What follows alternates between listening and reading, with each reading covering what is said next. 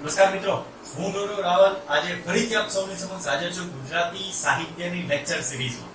Last લેક્ચરમાં આપણે એવું જોયું હતું કે ભારતમાં જ્યારે આર્યો દ્રવિડો બધાયનો પ્રવેશ થાય છે, ધીરે ધીરે દ્રવિડો દક્ષિણ ભારત બાજુ આગળ વધે છે અને આર્યો એ ધીરે ધીરે રાજસ્થાન માળવા પ્રદેશ થઈને ગુજરાત બાજુ આગળ વધે છે. આપણે પાટણની વાત થઈ ગઈ, આર્યો વેદમાં માનતા આપણે વાત થઈ ગઈ, એના પરથી આપણે ભાષા વિશે વાતો કરી હતી, વૈદિક સંસ્કૃત, એના ઉપરથી પછી સંસ્કૃત, પછી પ્રાકૃત, એના પછી અપભ્રંશ અને એના પછી આપણે જોયા હતા બે પોર્શન કે જે એક હતું શિષ્ટ ગુજરાતી અને માન્ય ગુજરાતી તરફ, અને બીજું આપણે વાત કરી હતી માગધી, અર્ધમાગધી, પાલી, ખરોષ્ઠી, બ્રાહ્મી, આવી બધી. આ બધી ચર્ચાઓ કરતા કરતા આપણે અમુક સાહિત્યકારો વિશે થોડું ખાલી બેકગ્રાઉન્ડ જોયું. આજથી આપણે શરૂ કરી દઈએ છીએ આપણે સ્પર્ધાત્મક પરીક્ષામાં પૂછાય છે એ પ્રકારનું, એ લેવલનું ગુજરાતી સાહિત્ય. આમ જોવા જાવ તો અંદાજિત આપણા ગુજરાતમાં જ્યારે સિદ્ધરાજ જયસિંહનું શાસન હતું, પહેલા લેક્ચરનો એન્ડ આપણે ત્યાં કર્યો હતો. સિદ્ધરાજ જયસિંહ, કુમારપાળ, આ બે શાસકો જ્યારે આપણે ગુજરાતમાં હતા એ વખતે એમના દરબારમાં આપણે એક વ્યક્તિ, એક ગુરુની વાત થઈ હતી જેનું નામ હતું હેમચંદ્રાચાર્ય. આપણે અહીંયાથી આપણો લાસ્ટ લેક્ચર પૂરો કર્યો.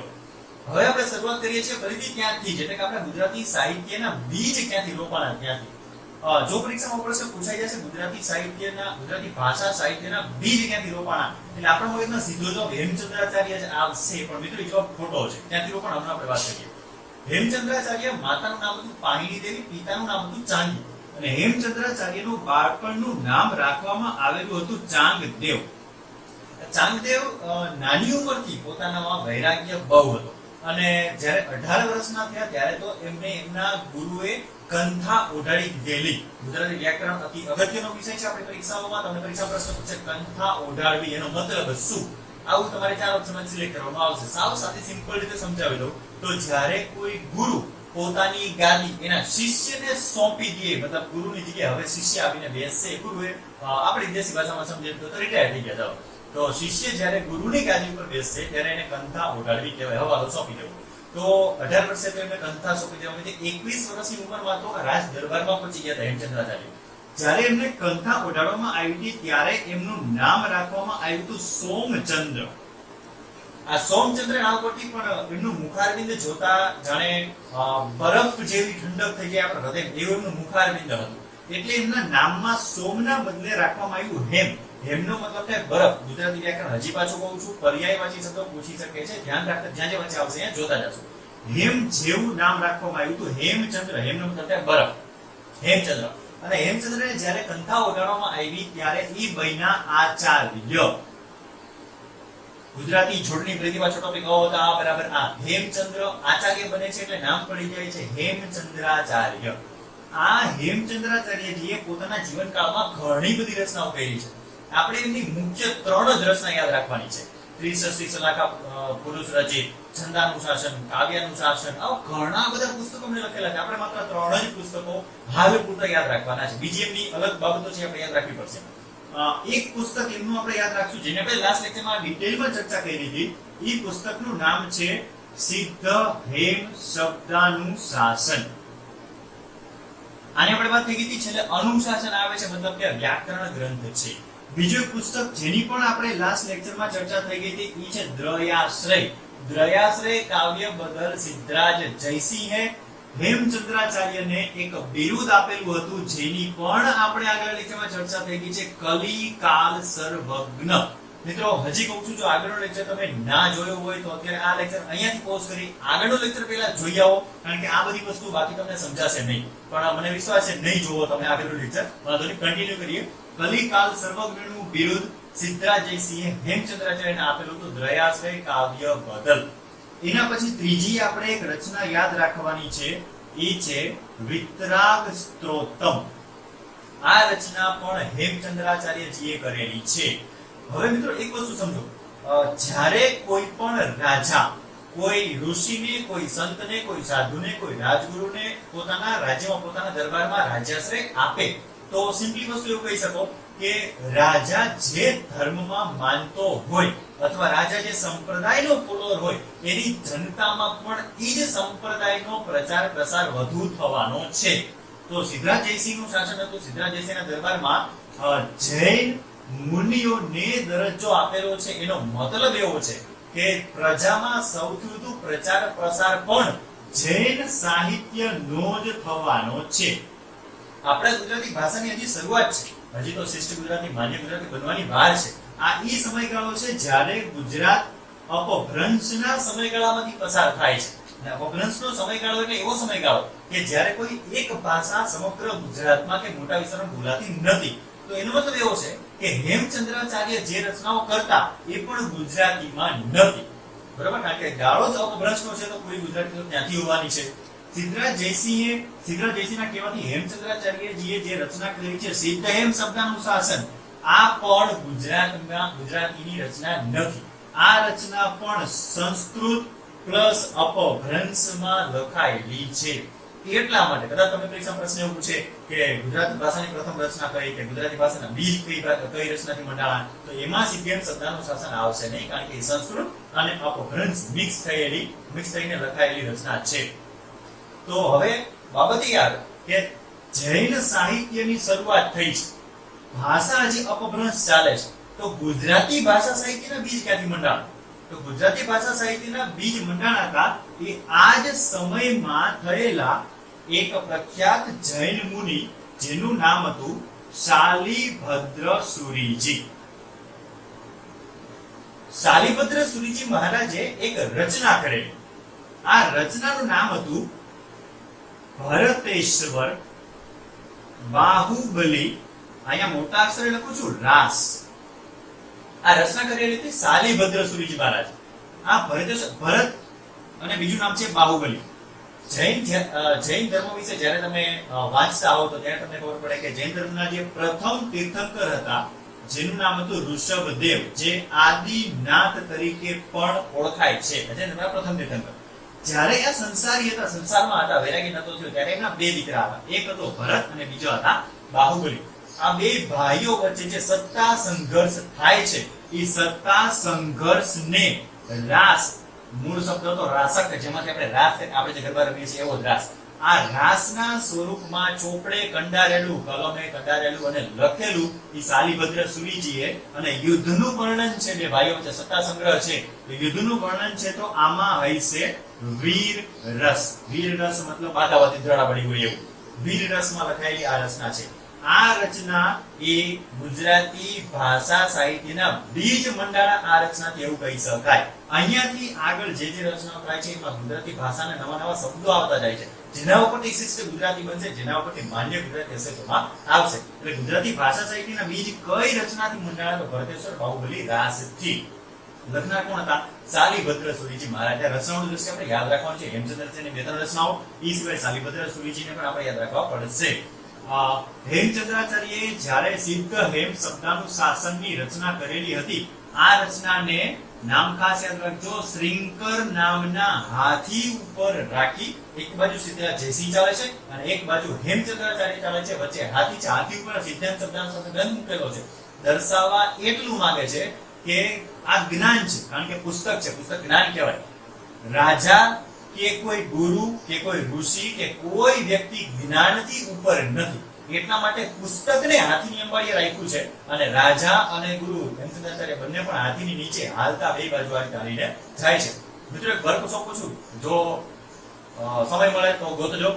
આવી જ વસ્તુ જેમ સિદ્ધહેમ શબ્દાનુશાસન હાથીની અંબાડીએ ગામમાં પ્રદક્ષિણા કરવામાં આવી હતી, એવી જ રીતે જે વખતે નરેન્દ્ર મોદી મુખ્યમંત્રી હતા ત્યારે આવી જ એક યાત્રા કાઢવામાં આવી. હાથીની અંબાડીએ એક વસ્તુ મૂકી અને યાત્રા કાઢવામાં આવી હતી. શેની યાત્રા હતી, ક્યારે હતી, શું હતી, સાવ ફ્રી હોય ત્યારે ગોતજો. ઓકે, ચલો પાછા આવી જઈએ છીએ. સિદ્ધહેમ શબ્દાનુશાસનની રચના કરી હતી શ્રીંકર નામના હાથી ઉપર, એની અંબાડીએ ગ્રંથ રાખી અને ફેરવવામાં આવી હતી. આવા જૈન સાહિત્યકારો, જૈન મુનિઓ ઘણા બધા એવા હતા કે જેની ઘણી બધી રચનાઓ કરી હતી. છેલ્લા લગભગ તમે 2 વર્ષના પેપર જોશો, 2 થી 3 વર્ષના, હવે તો આખું વર્ષ કાઢી નાખી 2019 છેલ્લા લગભગ 3-4 વર્ષથી એક પણ પરીક્ષા એવી નથી કે જેમાં આ બધા કાળના કોઈ પ્રશ્નો પૂછ્યા હોય. જૈન કાળના કે મધ્યયુગના કે નરસિંહ મહેતાના, મીરાબાઈના બહુ ઓછા થઈ ગયા છે. હવે સૌથી વધુ આધુનિક યુગના સાહિત્યકારો પૂછાય છે. આપણે એમાં વધુ રીતમાં જોવાના છે, પણ છતાં આ બધું ઇગ્નોર કરી શકાય નહીં, કારણ કે હવે નથી પૂછાય એનો મતલબ એવો નથી કે હવે નહીં પૂછે. તો ઇગ્નોર તો આપણે એક વસ્તુ નહીં કરીએ. એક વ્યક્તિ હતા જેનું નામ હતું પદ્મનાભ. આ પદ્મનાભજીએ આપણા છેલ્લા સોલંકી રાજા કર્ણ વાઘેલા એના ઉપરથી એના જીવન ચરિત્ર ઉપર એક વસ્તુ લખેલી છે જેનું નામ છે કાન્હ દળે પ્રબંધ. પ્રબંધ સાહિત્ય પ્રકાર છે. સાહિત્ય પ્રકારો આપણે આગળ ધીમે ધીમે જોવાના છીએ, જેમ આવે એમ. કાન્હ દળે પ્રબંધ, આમાં કર્ણ વાઘેલા વિશે એના વર્ણનમાં કરેલું છે. આ પદ્મનાભ જે લખેલું છે. આના સિવાયના ઘણા બધા સાહિત્યકારો એવા છે, જેમ કે એક સાહિત્યકાર છે વિજયસેન સુરીજી મહારાજ. વિજયસેન સુરીજી મહારાજે લખેલું છે રેવંતગીરી રાસ. આ રચના આપણે યાદ રાખવાની છે. એના પછી એક છે જીન પદ્મ સુરીજી. આ જીન પદ્મ સુરીજીએ લખેલું છે સ્થૂલી ભદ્ર ફાગુ. આ એવી રચનાઓ છે જે આપણે મગજમાં ઉતારી જ લેવાની છે. આનો બીજો કોઈ રસ્તો નથી, કારણ કે આ રચનાઓ તમે માર્કેટમાં ગોતવા જાઓ, વાંચો, સમજો, વિચારો, ઉતારો, ત્યાં તમારી પરીક્ષા આવી જશે. એટલે આપણે બધી રચનાઓ કઈ ડીપમાં જોવાની નથી, પણ આ રચના તમારે યાદ રાખવી જોશે. જીન પદ્મ સુરીજીએ લખેલું છે સ્થૂલી ભદ્ર ફાગુ, ખાસ યાદ રાખવાનું છે. વિજયસેન સુરીજીએ લખેલું છે રેવંતગીરી રાસ, તમારે યાદ રાખવું પડશે. મિત્રો નામમાં જોજો લોચાનાથ, એકબીજાના નામમાં એકબીજાની રચના વૈના છે, આમાં ખાસ ધ્યાન રાખજો. આગળ કે સાહિત્યકારમાં આવો પ્રોબ્લેમ નહીં થવો જોઈએ, કારણ કે આપણે જોવાના છીએ રીતે. એટલે આ જૈન યુગમાં આટલી રચનાઓ આપણા માટે હાલ પૂરતી ઇનફ છે. અમુક રચનાઓ એવી છે કે જેના કોઈ રચનાકાર મળતા જ નથી આપણને, જેમ કે એક છે વસંત વિલાસ. 12 માસિક કાવ્ય છે વસંત વિલાસ, પણ વસંત વિલાસના રચનાકાર છે અજ્ઞાત. અજ્ઞાત એટલે એવું ન વિચારતા કે મિસ્ટર અજ્ઞાત છે, અજ્ઞાત નામનો કોઈ વ્યક્તિ છે, એવું ન વિચારતા. કારણ કે જ્ઞાત, જ્ઞાત મતલબ જાણ હોવો, અને અજ્ઞાત એટલે જાણ નથી. મતલબ કે વસંત વિલાસ નામની રચના મળી આવી છે, પણ આ રચના કોની છે એ હજી કોઈ લેખક આપણને પ્રાપ્ય થયા નથી. એટલે આ રચના છે અજ્ઞાત છે. અજ્ઞાત એને રચી કોણ છે ખબર નથી આપણને. તો આવી રીતે ઘણી બધી રચનાઓ છે કે જેને આપણે યાદ રાખવી પડશે. અહીંયા નામના કન્ફ્યુઝનની વાત કરતો તો મિત્રો ખાસ યાદ રાખજો, અહીંયા વિજયસેન સુરીજી છે, અને હજી એક નામ લખું છું, એ છે વિનયચંદ્ર સુરીજી મહારાજ. ખાસ યાદ રાખજો મિત્રો, અહીંયા વિજયસેન સુરીજી છે, વિનયચંદ્ર સુરીજી મહારાજ છે. વિનયચંદ્ર સુરીજી મહારાજનું નામ અહીંયા ખાસ ઉલ્લેખ કરવાનું કારણ છે કે આમણે એક રચના કરેલી છે જેનું નામ છે નેમિનાથ ચતુષ્પદિકા. આ રચના ખાસ યાદ રાખજો, પરીક્ષાની દ્રષ્ટિએ પણ આપણા માટે ઇમ્પોર્ટન્ટ છે. નેમિનાથ ચતુષ્પદિકા નામ પરથી તમને ખબર પડી ગઈ છે કે આ રચના કોઈ જૈનના તીર્થંકર ઉપર છે. આ નેમિનાથજી કદાચ ભારતીય સંસ્કૃતિ તમારા કોઈ સિલેબસમાં હોય, અથવા જનરલ નોલેજ જીકેના પ્રશ્નો પૂછાઈ શકે. આપણા હિન્દુ સંસ્કૃતિ મુજબ 18 પુરાણ છે. કદાચ તમે નામ સાંભળ્યા છે બ્રહ્મ પુરાણ, અને વિષ્ણુ પુરાણ, ગરુડ પુરાણ, શિવ પુરાણ, આવા તો માર્કંડેય પુરાણ, ભવિષ્ય પુરાણ, આવા પુરાણો છે. આવા પુરાણમાં એક પુરાણ છે વિષ્ણુ પુરાણ. આ વિષ્ણુ પુરાણમાં નેમિનાથજી અને ભગવાન શ્રી કૃષ્ણ આ બે મિત્ર હોવાનો ઉલ્લેખ છે. આપણે યાદ રાખવું પડશે, નેમિનાથજી, નેમિનાથ ચતુષ્પાદિકા લખેલું છે વિનયચંદ્ર સુરીજી મહારાજે, અને આમાં નેમિનાથજી અને એમની પ્રેમિકા જેનું નામ હતું રાજુલા, આ બે વચ્ચેના વિરહનું વર્ણન આ ગ્રંથમાં કરેલું છે. એટલે આપણા માટે પરીક્ષાની દ્રષ્ટિએ આ ઇમ્પોર્ટન્ટ છે, આપણે યાદ રાખવું પડશે. જૈન સાહિત્યકારો, હવે જો આ ઈ સમય છે કે જે સમયમાં આપણા ભારતમાં ભક્તિ આંદોલન ચાલે છે. ભક્તિ આંદોલનનો મતલબ એવો છે કે જેટલા લોકો જૈન ધર્મ તરફ વળી ગયા છે, અમુક લોકો બૌદ્ધ ધર્મ તરફ વળે છે, એ વખતે આપણા ભારતમાં ઘણા બધા સંતો, શંકરાચાર્યજી આવી જાય, તુલસીદાસજી આવી જાય, ઘણા બધા લોકો એવા આવી જાય કે જે ફરીથી પાછા હિન્દુ ધર્મને ઉજાગર કરવા માટે, અથવા એની જે કોઈ રીત રિવાજો ખોટા છે એને સુધારવા માટે ઘણા બધા પ્રયાસો કરે છે. આ ભક્તિ આંદોલનના અસર, ભક્તિ આંદોલનની અસર આપણા ગુજરાતમાં પણ જોવા મળે છે. અને ગુજરાતમાં જો ભક્તિ આંદોલનના સંતો તરીકે અથવા તો એના સાહિત્યકારો તરીકે કોઈ વ્યક્તિનું નામ આવે તો આપણા મગજમાં પહેલું જ એક નામ આવશે, અને એક એવું નામ છે કે જેના લીધે આખો યુગ બદલી જાય છે. અત્યાર સુધી જૈન રચનાઓ ચાલતી હતી, જૈન સાહિત્યનો પ્રચાર પ્રસાર થતો હતો, હવે આખો યુગ પલટો થઈ જાય છે, આખો યુગ એના નામે ચાલુ થઈ જાય છે. ઈ છે નરસિંહ મહેતા. નરસિંહ મહેતા યુગનું નામ લખું છું આપણા માટે હવે વધુ ને વધુ ઇમ્પોર્ટન્ટ રચનાઓ ચાલુ થતી જાય છે. આ મધ્યકાલીન ગુજરાતી સાહિત્યની શરૂઆત હવે થઈ. જૈન સાહિત્ય બેઝિક છે, આપણે એની હજી રીતે વચ્ચે આવતી જ જશે, એવું જૈન સાહિત્ય પૂરું થઈ ગયું. મધ્યકાલીન ગુજરાતી સાહિત્યની શરૂઆત થઈ નરસિંહ મહેતા. આ નરસિંહ મહેતા, પિતાનું નામ કૃષ્ણદાસ, માતાનું નામ દયા કુંવરબા. એમનાથી મોટા એક ભાઈ હતા, એમના ભાઈના લગ્ન પણ થઈ ગયા હતા. ભાઈ ભાભી બે જણા જૂનાગઢમાં રહેતા હતા. નરસિંહ મહેતા એક ચોખવટ કરતો, વડનગરા નાગર કુળમાં જન્મેલા નરસિંહ મહેતા. હવે પરીક્ષામાં જોજો ભૂલ ન કરતા, નાગર લોકોનો મૂળ ધર્મ પૂછે તો ઈ શૈવ ધર્મ આવે. આ યાદ રાખજો. નાગર એટલે જનરલી આપણે એમ થતું હોય કે કૃષ્ણની પૂજા કરતા હશે અથવા વિષ્ણુની પૂજા કરતા હશે. આ યાદ રાખજો. નાગર ધર્મનો મૂળ ધર્મ છે ઈ શૈવ ધર્મ આવે. તો એવું કહી શકું કે નરસિંહ મહેતાના પિતા કૃષ્ણદાસજી અને દયાકુમાર એ પણ શૈવ ધર્મ જ ફોલો કરતા હશે, મતલબ કે શંકરની ઉપાસના કરતા હશે. નરસિંહ મહેતા પણ નાનપણથી શંકરની જ ઉપાસના કરતા. નરસિંહ મહેતા જ્યારે નાના હતા ત્યારે એમના માતા પિતાનું અવસાન થઈ જાય છે. એમના ભાઈ ભાભી ભેગું પછી આગળ જઈને રહેવા જતા રહે છે. નરસિંહ મહેતાના લગ્ન પણ થઈ જાય છે અને નરસિંહ મહેતાના લગ્ન માણેકબાઈ સાથે થાય, બહુ નાની ઉંમરમાં થાય છે. ત્યારબાદ એમના ઘરે બે સંતાન પણ આવે છે. નરસિંહ મહેતાનો એક દીકરો જેનું નામ હતું શામળશા અને દીકરીનું નામ તમને ખબર હશે, જેના નામ બહુ પ્રખ્યાત આપણા ગુજરાત સરકારની યોજનાઓ પણ છે. ગુજરાત સરકારે ઘણી બધી પ્લાનિંગ પણ આના પરથી કરેલા છે. શામળશા અને કુંવરબાઈ આ બે એમના સંતાનો. એ શામળદાસ લખેલું હોય તો પણ યાદ છે. ઓકે. નરસિંહ મહેતા તમે ઘણી વાર સાંભળ્યું છે નરસિંહ મહેતાને એના ભાભી મેણા મારતા. શું મેણા મારતા? ઘણા હું ત્યારે એક લેક્ચર લેતો એને સ્ટુડન્ટને પૂછું મેણા મારતા, તો સ્ટુડન્ટ ભાઈ એ વિચારે શેના મારતા? પણ મેણા ઈ વાતના મારતા કે નરસિંહ મહેતાને પહેલાથી કમાવા જાવું, રૂપિયા ભેગા કરવા, સંસાર ચલાવવો કોઈ જાતનો ઇન્ટરેસ્ટ જ નહીં. નરસિંહ મહેતા શિવની ભક્તિમાં, ચોખવટ કરું છું, શિવની ભક્તિમાં, કૃષ્ણ નહીં, શિવની ભક્તિમાં એટલા રચેલા પચેલા રહેતા કે કોઈ જાતનું એને સંસારની કઈ લેવા દેવા જ નહીં.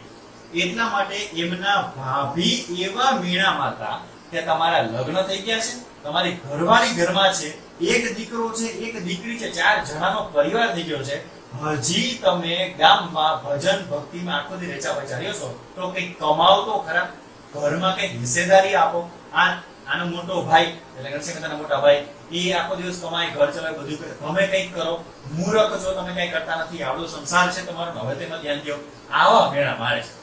નરસિંહ મહેતાને આ વાતનું ખોટું લાગે છે અને ખોટું લાગે છે ને ત્યારે નરસિંહ મહેતા ભાવનગરના હાલનું જે મંદિર છે ગોપનાથનું મહાદેવનું મંદિર, આ ગોપનાથ મહાદેવ મંદિર જે તે સમયે અબુલ હતું એવા આપણે ગુજરાતની અસ્મિતામાં ઉલ્લેખો મળી આવે છે.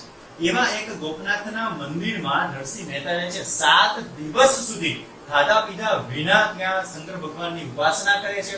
એના પછી શંકર ભગવાન એને પ્રસન્ન થાય છે અને પછી શંકર ભગવાન એમ કહે છે કે માં તારે શું જોઈએ છે, બોલ, શું કરવા મારી ઉપાસના કરી, શું કરવા મને પ્રસન્ન કર્યો. ત્યારે નરસિંહ મહેતા રચના ગાય છે કે હે શંકર ભગવાન, તમને જે વાલું હોય ઈ મને આપો. આવું નરસિંહ મહેતા માંગે છે. ત્યારે શંકર ભગવાન એવું કહે છે કે મને વાલું છે જોઈએ છે તારે, હાલ તો તને રૂબરૂ બતાવો. ત્યારે શંકર ભગવાન નરસિંહ મહેતાને વૃંદાવનમાં કૃષ્ણ ભગવાનની રાસ લીલાના દર્શન કરાવે છે. ત્યારે શંકર ભગવાન અને નરસિંહ મહેતા બે કૃષ્ણ ભગવાનની રાસલીલા જોવે છે. ઈ પણ એક ક્ષણથી નરસિંહ મહેતા એ કૃષ્ણ ભક્તિ તરફ આગળ વધી જાય છે, ધ્યાનમાંથી બહાર આવે છે, પછી આજીવન કૃષ્ણ ભક્તિમાં વિતાવે છે. નરસિંહ મહેતાને સૌથી વધુ એની રચનાઓ તત્વજ્ઞાનને લગતી છે. હવે તત્વજ્ઞાન એટલે કદાચ એમ થતું હોય છે કે બહુ ભારે શબ્દ છે. કાંઈ ભારે શબ્દ નથી. 2-4 રચના સમજો, હમણાં તમને સમજાઈ જશે. નરસિંહ મહેતાની એક રચના છે, પરીક્ષામાં પૂછાઈ ગયેલી છે 2014 કે 2015 ની સાલની એક પંચાયત મંત્રીની પરીક્ષામાં. એમાં પૂછાણું હતું અખિલ બ્રહ્માંડમાં એક તો શ્રીહરિ જુજવે રૂપે અનંત ભાસે. આ તત્વજ્ઞાન છે. અખિલ બ્રહ્માંડમાં એકમાત્ર તું જ છો હરિ, બાકી બધું છે તારા સ્વરૂપો છે, બીજું કાંઈ નથી. તત્વજ્ઞાન છે. જ્યાં લગી આત્મા તત્વ ચીન્યો નહીં ત્યાં લગી સાધના સર્વ જૂઠી. આત્માને જ્યાં સુધી ઓળખો નહીં ત્યાં સુધી તમે ગમે એટલું કરો કાંઈ ફેર પડતો નથી. આ તત્વજ્ઞાન છે. સબ તીર્થ કરાય તુંબડિયા, સબ તીર્થ કરાય ફિર ભી ન ગઈ કળવાય. તુંબડી કદાચ તમને ખબર હશે, કોઈ સાધુ સંતોને તમે જ્યારે જોયા હશે તો એમના હાથમાં એક નાનું કમંડલ જેવું એક પાત્ર હોય જેમાં એ લોકો પાણી રેડીને પીવાનું તેવું કામ કરતા હોય છે. એ તુંબડી નામનું ફળ હોય, દૂધી જેવું એક ફળ આવે. એ ફળ ની છાલ જ્યારે ફળ સુકાય ને ત્યારે અતિશય કડક થઈ જાય, હાર્ડ થઈ જાય. કોકના માથે મારતો માથું ફૂટી જાય, પણ એ તુંબડી એ ફળની છાલ ના તૂટે એટલું મજબૂત હોય. અને કાકડીમાં કેમ ઘણીવાર આપણે બોલતા જીભડામાં કે વચ્ચેથી બી કાઢ નાખે તો આજુબાજુ છાલ રહી જાય, એવી રીતે તુંબડીમાં એવું થાય. તુંબડી નામના ફળમાં વચ્ચેથી તમે જેનું બી હોય એ બધા કાઢી શકો, આજુબાજુમાં છાલ જેવું થઈ જાય, એને સૂકવે એટલે અતિશય હાર્ડ થઈ જાય. અને એટલી હદે કડવું હોય તુંબડી નામનું ફળ કે કદાચ એમનું ચખાઈ જાય ને તો જીભમાં 4 દિવસ સુધી કઈ ભાવે નહીં એવું હોય. પણ સાધુ સંતો નિસ્વાદી વર્તમાન પાળતા હોય, મતલબ કે સ્વાદ લેવાના ના હોય એ લોકોને, ગુલાબજાંબુ મીઠાઈ આપણે જેમ ન ચાપડતા હોય બધા, કારણ કે એ સંતો છે એટલા માટે. તો એટલા માટે એ લોકો તુંબડીનું ફળને સૂકવે, એમાંથી કમંડળ જેવું બનાવે અને પછી એમાં પાણી કે એ વસ્તુઓ એમાં પીતા હોય છે. એ તુંબડીને તમે કદાચ 68 તીર્થ ધામ કરાઈ આવો, 4 ધામની યાત્રા કરાઈ આવો, એમાં ગમે એટલું તમે કરો પણ છતાંય એ કડવું ને કડવું જ રહેશે. એટલે નરસિંહ મહેતા એમ કહે છે કે સબ તીર્થ કરાઈ તુંબડિયા ફિર ભી ન કડી ગઈ કડવાઈ. આપણને કહે છે આપણી અંદર જે કઈ કડવાશ ભરેલી છે, માન મોહ લોભ જે કઈ છે, તમે 68 તીર્થ કરીને આવો અને આવીને ઈની વસ્તુ હોય તમારા મનમાં, મગજમાં, દિલમાં, તો તમારે તીર્થ કર્યાને કાંઈ ફેર પડતો નથી. આ બધી તત્વજ્ઞાનની રચનાઓ છે. નરસિંહ મહેતા જ્યારે દામોદર કુંડે નાહવા જતા, મિત્રો ખાસ પ્રશ્ન યાદ રાખજો, નરસિંહ મહેતા જ્યારે દામોદર કુંડ નાહવા માટે જતા ત્યારે પ્રભાતિયા નતા ગાતા. આ વસ્તુ ખાસ યાદ રાખજો. નરસિંહ મહેતા જ્યારે આપણે હિન્દુ સંસ્કૃતિ મુજબ જો વિચારો કે નાયા ધોયા વગર આપણે ક્યારેય ભગવાનના દીવાબત્તી કરતા નથી, તો નરસિંહ મહેતા હજી તો ઉઠા છે ઘરે અને દામોદર કુંડે નાહવા જાય છે, તો જાતી વખતે થોડા ભગવાનને જગાડશે. જાગને જાતવા કૃષ્ણ ગોવાળિયા તુજ વિના ધેનમાં કોણ જાય, પોતે નથી નાયા તો ભગવાનને ક્યાંથી ચરણ ચંપી ગઈને ભગવાનને ક્યાંથી જગાડશે.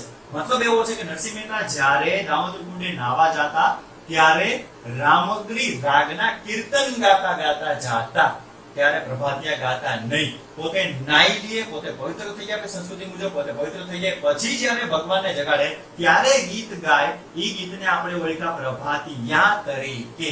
લગભગ 1.25 લાખ પ્રભાતિયાની રચના કરેલી છે, એવું ઘણી બધી બુકમાં છે, પણ હાલમાં બધા પ્રાપ્ય નથી. આ બધા પ્રભાતિયા, જાગને આપણે તો હું જાગને જાડિયા ઉઠને પાડિયા તુજ વિના ગાંઠિયા કોણ ખાશે, આપણે તો આવું યાદ આવતું હોય. તો એ નરસિંહ મહેતા તો એને કૃષ્ણ 24 કલાક ધ્યાનમાં મગજમાં રહેતા, એટલે આવું બધું એને સૂઝતું. આપણે તો ઊંઘ છે.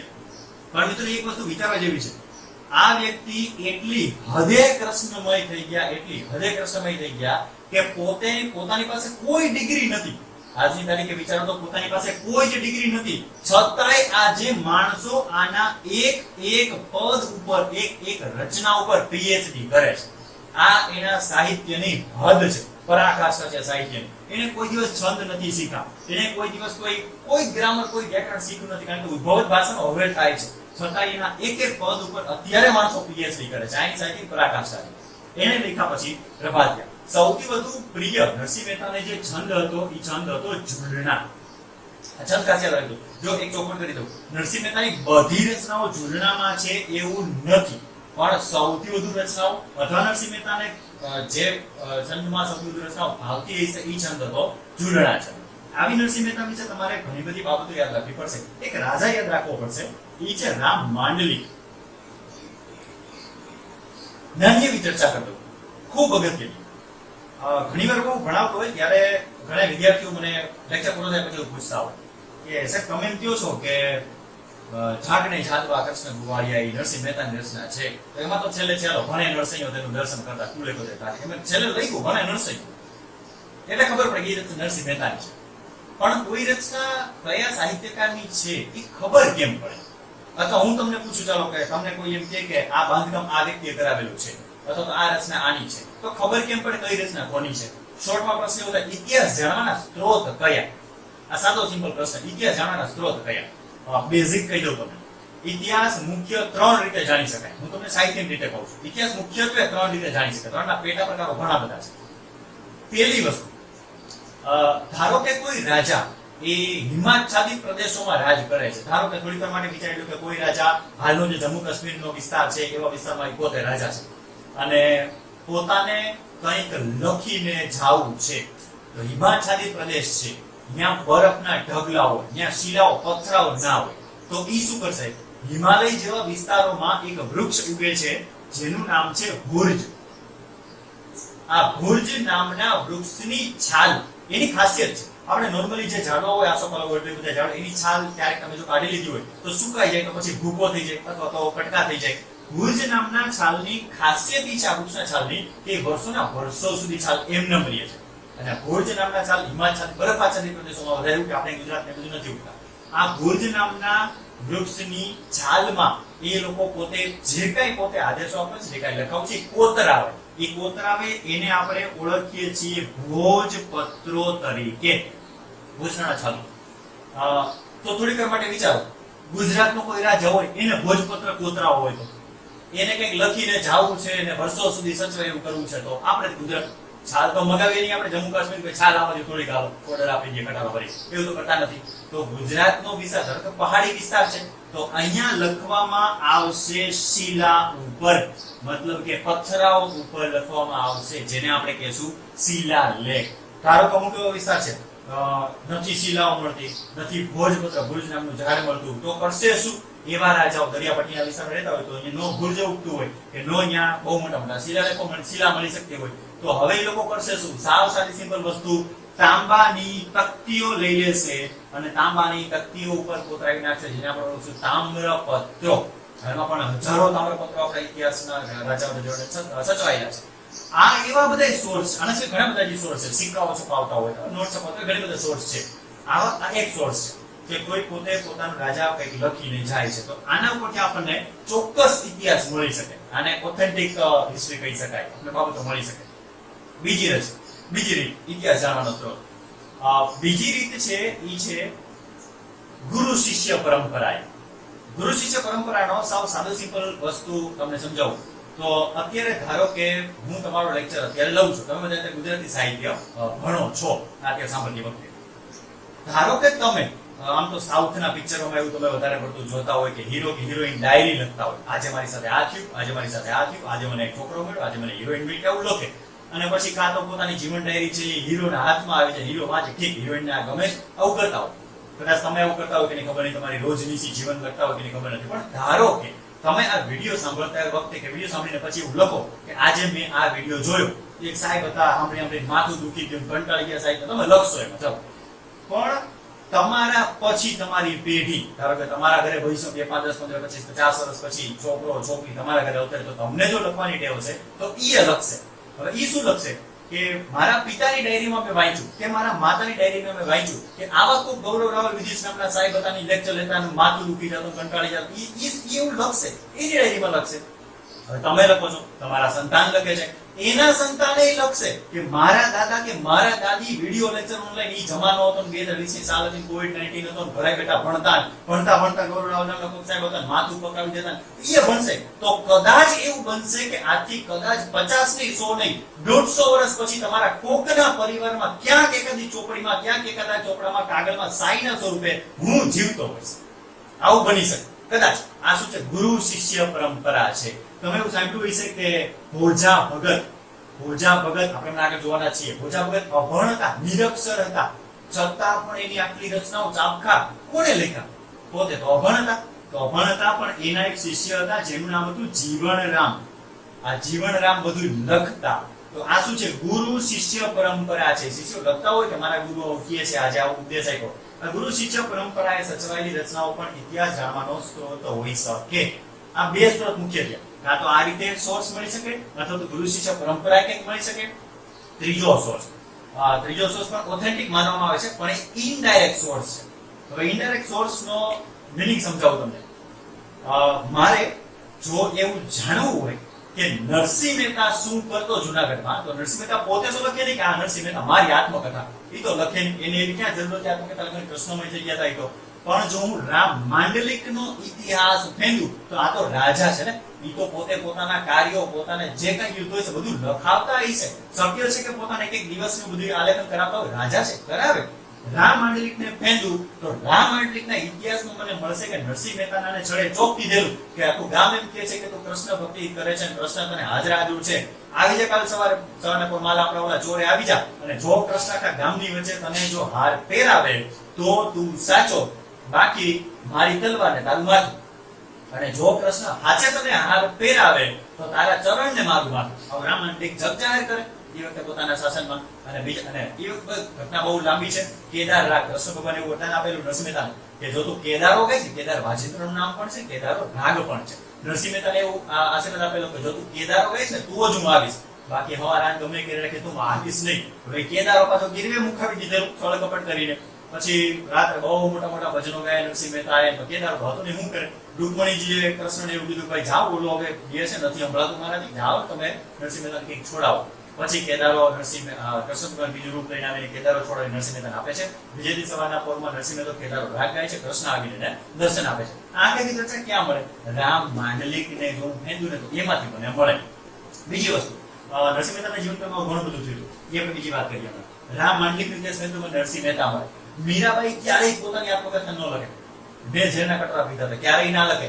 પણ જો હું મેરતા કે મેવાડનો વિસ્તાર, રાજસ્થાનની આસપાસનો વિસ્તાર, ત્યાંના રાજા ભોજ, એની જો હું સ્ટોરી ફેંદું, એનો જો હું ઇતિહાસ તપાસું તો મને મીરાબાઈ મળે.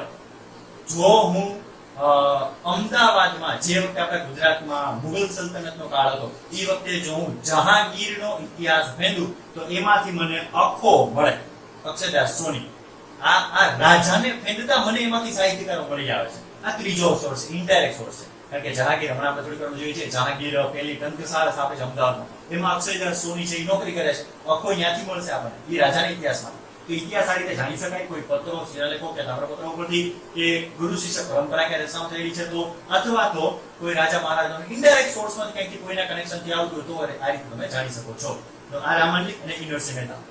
નરસિંહ મહેતા કયા રાગ માટે જાણીતા? આપણે વાત કરી હતી ઝૂલણા છંદ માટે જાણીતા છે, પણ નરસિંહ મહેતા કયા રાગ માટે જાણીતા છે? જો એવું પૂછાય તો રાગમાં જવાબ આવશે મલ્હાર રાગ. આ મલ્હાર રાગ લગભગ તમને બધાને ખબર જ હશે, વરસાદ લાવતો રાગ છે મલ્હાર રાગ. નરસિંહ મહેતા જે કે હું સ્ટોરીની વાત કરું છું, બધી સ્ટોરી કદાચ ધર્મ પરંપરાએ તમે માનો કે ના માનો એવી હોઈ શકે. ઘણા વ્યક્તિ ઓપોઝ કરતા કે કૃષ્ણ ભગવાને હાર કર્યા એની શું ખાતરી? પણ આ તો ધર્મની બાબત છે, વિશ્વાસની બાબત. જે લોકો માને છે નથી માનતા, ક્યારેય નથી માનવાના. મલ્હાર રાગ ઉત્પત્તિ વિશે એવી ચર્ચાઓ છે, સાચી ખોટી તો ઈશ્વર જાણે. ચર્ચાઓ એવી છે કે નરસિંહ મહેતા એક દિવસ સવારના પોરમાં નાહવું હતું એમને, અને નાનું એવી ગાગર, હાંડો એવું કંઈક પાત્ર ભરી અને એમના ભાભીએ એમને ગરમ પાણી આપ્યું. નરસિંહ મહેતા એવું કીધું કે ભાભી થોડું ઠંડુ પાણી એમ લાવો, મિક્સ કરવું છે.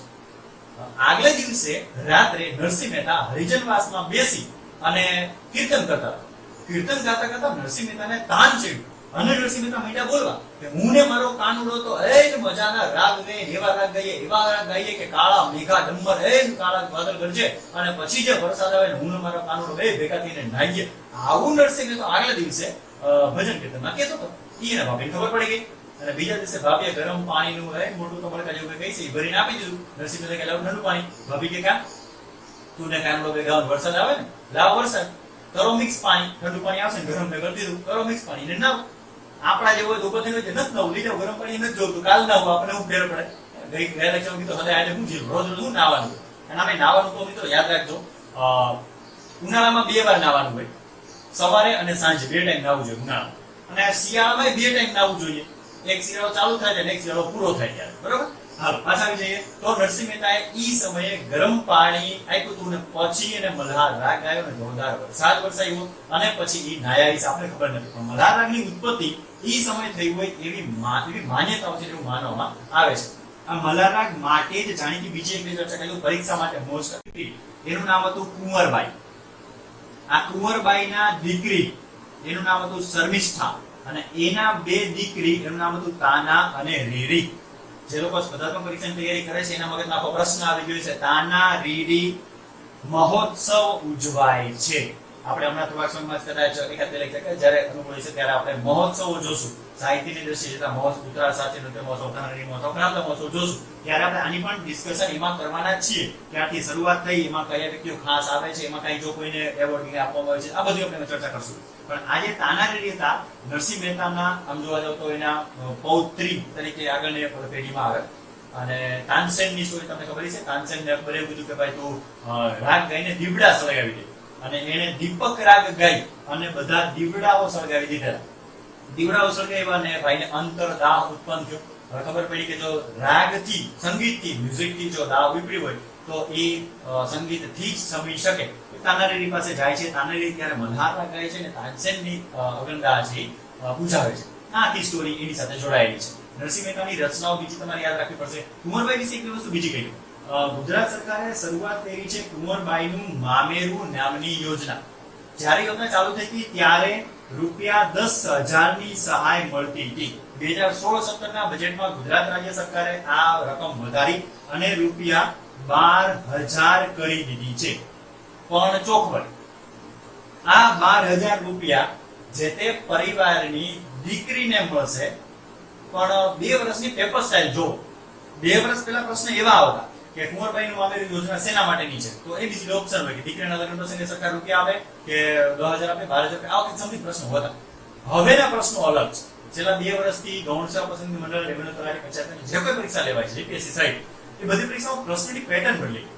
એ લોકો પ્રશ્નમાં એવું પૂછશે કે કુંવરબાઈનું મામેરું યોજના વિશે નીચેના વિધાન તપાસો. પહેલું વિધાન, કુંવરબાઈનું મામેરું યોજના છે એ માત્ર કોઈ કેટેગરી આપે છે, એસસી, એસટી, ઓબીસી કે કોઈ સ્પેશિયલ કેટેગરી વાળાને આપવામાં આવે છે, કે બીપીએલ વાળાને આપવામાં આવે છે, કે 12,000 આપવામાં આવે છે, એક પરિવારની 3 દીકરીઓને મળી શકે છે. પછી નીચે ઓપ્શન છે એબીસીડી માં કે વિધાન પહેલું સાચું, બીજું ખોટું, વિધાન 2 સાચા, 2 ખોટા, પહેલું બીજું ત્રીજું સાચું, આવા સમથિંગ ફેરવીને આ લોકો પ્રશ્નો પૂછે છે. તો આપણને કોઈ પણ એક યોજના વિશે એક બાબતની બીજી 3-4 વસ્તુઓ ખબર હોવી જોઈએ. આ 3-4 વસ્તુઓ બિન સચિવાલયની પરીક્ષા માટે તો ખાસ આવેલી છે. જોઈએ કુંવરબાઈનું મામેરું યોજના વિશે બીજી 2-3 બાબતો. કુંવરબાઈનું મામેરું યોજનામાં ખાસ બાબત તમારે યાદ રાખવાની છે કે આ યોજનામાં રૂપિયા 12,000 મળે છે, પણ આ રૂપિયા 12,000 એક પરિવારની માત્ર 2 જ દીકરીઓને મળે. માત્ર 2 જ દીકરીઓને. જો કોઈ પરિવારમાં 3 દીકરીઓ છે તો ત્રીજી દીકરીને આ રકમની સહાય મળવા પાત્ર નથી. 2 જ દીકરીઓને આ મળશે. હવે આ 12,000 રૂપિયા ધારો કે સમૂહ લગ્નમાં કોઈ દીકરીના લગ્ન કોઈ કરાવે છે, તો સમૂહ લગ્નમાં ધારો કે 10 જોડના લગ્ન છે, 10 કપલ છે જેના લગ્ન થાય છે, તો આ 10 કપલને, આ 10 જોડને રૂપિયા 2,000, પણ જોજો ચોખવટ, 10 કપલ દીઠ 2,000 રૂપિયા મળશે, પણ એ પરિવારને નહીં મળે. 10 કપલ દીઠ 2,000 રૂપિયા સમૂહ લગ્નના આયોજકને મળશે. ફરીથી બોલું છું, ધ્યાન રાખજો. 12,000 રૂપિયા ધારો કે મારા ઘરે મારી દીકરીના લગ્ન હોય તો 12,000 રૂપિયા સરકાર મને આપશે. મારી દીકરીના લગ્ન છે, મારા ઘરે 2 દીકરી છે તો મને 24,000 રૂપિયા સરકાર આપશે. 2 દીકરીઓ છે, ત્રીજી દીકરી હોય તો મને રૂપિયા નહીં આપે. ઓકે, આ જે તે પરિવારની વાત થઈ, ઘર આંગણે લગ્ન કરો તો.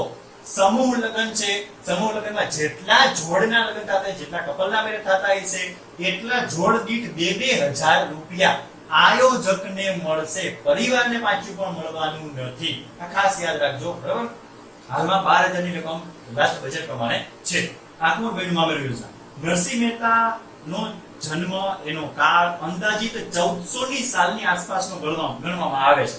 ભાવનગરના તળાજાનો જન્મ. એવું વિચારો કે 2000 ની સાલ જ્યારે આવી, 2000 પછી હાલમાં જે 2020 ચાલુ છે, તો 600 વર્ષની આસપાસનો સમય થયો નરસિંહ મહેતા.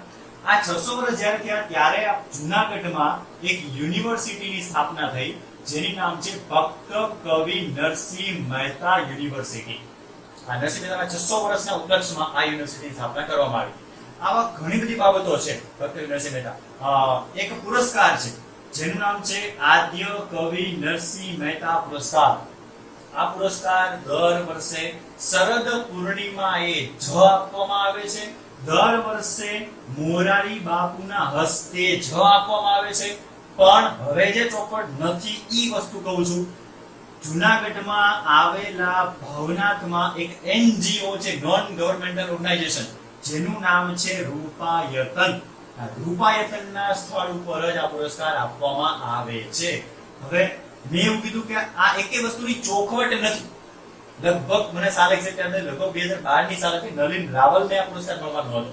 ત્યારે મોરારી બાપુની કથા ચાલુ હતી સોમનાથમાં, તો ઈ વખતે આ આયોજન આખું શરદ પૂર્ણિમાનું સોમનાથમાં થયેલું. એટલે એવું ક્યાંય લખેલું નથી કે ફરજિયાત આ જ સ્થળે આપવું, પણ બને જોવાનું જો જૂનાગઢમાં આ બધું આયોજન થઈ જાય છે. ગિરનારની તળેટીમાં મસ્ત સાનિધ્યમાં રિયલમાં આ એક લાવો લેવા જાવ અને આ આયોજન થઈ જાય છે. આ પુરસ્કાર વિશે એક ચોપડ કરી દો. આ પુરસ્કાર તમને પરીક્ષામાં એવું પૂછે ને કે ગુજરાતી ભાષાનો સર્વોચ્ચ સાહિત્ય પુરસ્કાર કયો? તો મિત્રો પ્રશ્ન પૂછ્યું સમજો. ગુજરાતી ભાષાનો સર્વોચ્ચ સાહિત્ય પુરસ્કાર કયો? જો આવું પૂછે તો રણજીતરામ સુવર્ણચંદ્રક. જો અહીંયા આગળ એક વસ્તુ ઉમેરાય કે ગુજરાત સરકાર દ્વારા અપાતો ગુજરાતી સાહિત્યનો સર્વોચ્ચ પુરસ્કાર, તો શબ્દ બદલી ગયો. અહીંયા ગુજરાત સરકાર નથી આપતી, બરાબર. અહીંયા છે ગુજરાત સરકાર દ્વારા અપાતો સાહિત્યનો સર્વોચ્ચ પુરસ્કાર કયો? જો આવો પ્રશ્ન આવશે તો જવાબમાં આવશે આદ્ય કવિ નરસિંહ મહેતા પુરસ્કાર. એનું રીઝન કહી દઉં. આ પુરસ્કાર આપવામાં આવે છે નરસિંહ મહેતા સાહિત્ય નિધિ ટ્રસ્ટ દ્વારા. આ નરસિંહ મહેતા સાહિત્ય નિધિ ટ્રસ્ટનું ઇનડાયરેક્ટ સંચાલન ગુજરાત સરકાર દ્વારા થાય છે. એટલે ખાસ યાદ રાખજો, ટ્રસ્ટનું નામ ખાસ યાદ રાખજો, નરસિંહ મહેતા સાહિત્ય નિધિ ટ્રસ્ટ આનું નામ છે. એટલા માટે કહેવાય છે કે ગુજરાત સરકાર દ્વારા અપાતો પુરસ્કાર એ સાહિત્યનો આ સર્વોચ્ચ છે. બરાબર? આમાં પણ કેટલી રકમ આપવામાં આવે છે, શું આપવામાં આવે છે, આપણે સ્પેશિયલી એવોર્ડમાં જોવાના જ છીએ. તો આ બેઝિક થયું નરસિંહ મહેતા વિશે. નરસિંહ મહેતાની ઘણી બધી રચનાઓ તમારે યાદ રાખવાની આવશે. જ્યારે રચનાઓની વાત આવે ત્યારે ઘણીવાર આપણા મનમાં એક પ્રશ્ન આવતો હોય કે મામેરું કોણે લખ્યું? આવું ઘણીવાર આવતું હોય. કારણ કે એવું તો નથી કે કોઈ એક રચના કોઈ વ્યક્તિએ કરેલી હોય તો એના ઉપર પછી એનો પેટન્ટ આવી જાય. સાયન્સ જેવું તો આમાં નથી. હાલમાં મારી પાસે કદાચ 500 કરોડ રૂપિયા હોય તો હું પાર્લે-જી નામની કોઈ કંપની ના ખોલી શકું બિસ્કિટ બનાવતી. મારી પાસે અબજો રૂપિયા હોય તો રિલાયન્સ નામની કંપની ના ખોલી શકું, કારણ કે પેટન્ટ છે, રજિસ્ટર્ડ છે. તો એવું અમારા રચનાઓમાં તો હોતું નથી. તો કોઈ એક રચના છે તો એક રચના 5 સાહિત્યકારોની સેમ ટુ સેમ નામ ઉપર હોઈ શકે. તો મામેરું રચના છે, કેટલા સાહિત્યકારો લખેલી છે? હવે પ્રશ્નો થાય છે, પણ ચોખવટ કરી દઉં. જે રચના જેના નામે આપણા પાઠ્યપુસ્તક મંડળમાં છાપેલી હોય આપણે ઈ જ જવાબ માન્ય રાખવાનો છે. 9મા 10મા ધોરણની કે 7મા 8મા ધોરણની જે ગુજરાત સરકાર દ્વારા ગુજરાત રાજ્ય પાઠ્યપુસ્તક મંડળ દ્વારા છાપવામાં આવે છે, એમાં ધોરણ 9માં નરસિંહ મહેતાની રચનામાં ઉપર ઓળખાણ આપેલી હોય સાહિત્યકારોની, એમાં લખેલું છે કે મામેરું નરસિંહ મહેતાની રચના છે, તો આપણે મામેરું નરસિંહ મહેતાને જ લખવા દેવાનું છે. પછી ભલે બીજા 5 સાહિત્યકારોએ મામેરું નામની રચના કરી હોય, આપણે એમાં ક્યાંય બીજે પડવા, આપણે પાઠ્યપુસ્તક મંડળમાં જે જવાબ આપ્યો આપણને એના જ માર્ક મળવાના છે. પ્રેમાનંદ શબ્દ આવે તો અહીંયા આગળ લખી દો કુંવરબાઈનું મામેરું. આવું આપણે ધ્યાન રાખવું પડશે. બરાબર? બાકી હુંડી, દાન ચાતુરી, આ બધી રચનાઓ જ્યાં જ્યાં મિત્રો તમને એવું થાય કે આ રચના તો એકથી વધુ સાહિત્યકારોમાં છે, તો તમારે સૌથી બેસ્ટ ઓપ્શન આ લેક્ચર પૂરું થશે તમે કોમેન્ટમાં જાજી બધી રચનાઓ આવે મને મોકલવાના છો કે સાહેબ આ કોની રચના ગણી, પ્રેમાનંદની ગણી કે નરસિંહ મહેતાની ગણી. પણ એક સલાહ, હું જવાબ આપવા તૈયાર છું. ગમે એટલી કોમેન્ટ કરો, ગમે એટલા ફેસબુક પેજમાં છે, તમે મેસેજ કરો, તમે જે કરવું એ કરો, જવાબ આપવા તૈયાર છું. પણ પહેલા તમારે પાઠ્યપુસ્તક મંડળમાં જોઈ લેવાનું કે એ સાહિત્યકારની કોઈ રચના છે પાઠ્યપુસ્તક મંડળમાં. રચના હોય તેની ઓળખાણ પણ આપેલી હશે અને એની ઓળખાણમાં એ રચના છાપેલી હશે, ત્યાંથી તમને ડાયરેક્ટ ઓથેન્ટિક આન્સર મળી જશે. એટલે ગોતશો તમને બે ચાર વસ્તુ બીજી જાણવા મળશે. ઓકે, તો આવી જાય છે ફરી પાછા આપણે નરસિંહ મહેતા હોય. નરસિંહ મહેતા આવી બધી રચના અખિલ બ્રહ્માંડમાં એક તો શ્રી હરિ યુદ્ધ રૂપે અનંત ભાષ, એના આપણે રક રચનાઓ આપણે નરસિંહ મહેતા વિશે યાદ રાખવી પડશે. નરસિંહ મહેતા બાદ હવે આપણે જેની ચર્ચા કરીએ છીએ એ છે આપણા ગુજરાતના પ્રખ્યાત, આમ તો ખરેખર રાજસ્થાનના મહેતા નામના વિસ્તારના છે. ગુજરાતી કરતા વધારે અને ત્યાંની વ્રજ ભાષા પ્રત્યે ઘેલું હતું એવા આપણા ગુજરાતના મીરાબાઈ. મીરાબાઈ ના લગ્ન એ ભોજ રાજા સાથે થાય છે. થોડાક સમયમાં એમનું અવસાન થઈ જાય ભોજ રાજા, અને એમના દેવર છે વિક્રમસિંહ રાણા. આ વિક્રમસિંહ રાણા ચર્ચાઓ એવી ફેમસ છે કે ઝેરનો કટોરો મોકલતા. પણ હું કોઈ વ્યક્તિને સારો કહેવા કે કોઈ વ્યક્તિના વખાણ કરવા નથી માંગતો. હકીકત છે કે જેટલું મારા વાંચનમાં આવ્યું છે, ઓથેન્ટિક સોર્સમાંથી કહું છું. વિક્રમસિંહ રાણા મીરાબાઈને ઝેર મોકલીને ક્યારેય ખુશ નથી થયા. વિક્રમસિંહ રાણા વિશે એવા ઉલ્લેખો મેં વાંચેલા છે ઘણી બધી સાહિત્યની ઓથેન્ટિક પુસ્તકોમાં કે વિક્રમસિંહ રાણા જે વખતે મીરાબાઈને ઝેર મોકલતા કટોરા, તો બારણું બંધ કરીને વિક્રમસિંહ રાણા પોતે રોતા. હવે રોવાનું રીઝન માત્ર એટલું છે, સિમ્પલ વસ્તુ સમજો. આ કયા સમયની વાત છે, તો સમજણ ટ્રાય કરજો મિત્રો. આ કયા સમયની વાત છે જે સમયમાં પેટે ચાંદલા કરવાનો રિવાજ હતો. ચોખવટ કરી દઉં, મારા એક એક્ઝામ્પલ આપણે પરીક્ષાની વિરુદ્ધમાં નથી આવતા. જોજો, આ વાક્ય પણ પરીક્ષામાં પૂછાય, પેટે ચાંદલા કરવા એટલે નીચેનામાંથી એનો મતલબ શું, એબીસીડી 4 ઓપ્શન આપ્યા હોય. બધા એક્ઝામ્પલ પણ આપણે પરીક્ષા ઓરિએન્ટેડ રહી છે. ઘણાને એવું લાગતું હશે કે સાહેબ વાતો જ જાજી કરે છે લેક્ચરમાં, પણ વાતોમાં પણ આવા એમસીક્યુ આવા ક્વેશ્ચન આવી જતા છે. એવી જ વાતો મેં બચેલી ગઈ છે. પેટે ચાંદલા કરવા, કદાચ કોઈ મોટી મને વ્યક્તિ કે કોઈ ગામડામાં કોઈ સાંભળેલું હોય છે. પેટે ચાંદલા કરવાનો મતલબ એવો થાય કે ધારો કે કોઈ પરિવારમાં છોકરો જન્મ છે, બીજા કોઈ ઓળખીતાના ઘરે છોકરી જન્મી છે, બે ઘોડિયામાં છે, હજી તો ઘોડિયામાં છે, ચાલતા નથી શીખા. ઘોડિયામાં બેયની સગાઈ નક્કી કરી નાખે અને એવું ફિક્સ કરીએ કે હાલો બે મોટા થાય એટલે આ બેન આપણે લગ્ન કરાવશું. નાનપણે શું કહેવાય, તો જમીને ઘોડિયામાં છે ત્યારે બેને લગ્ન ફિક્સ થઈ ગયા.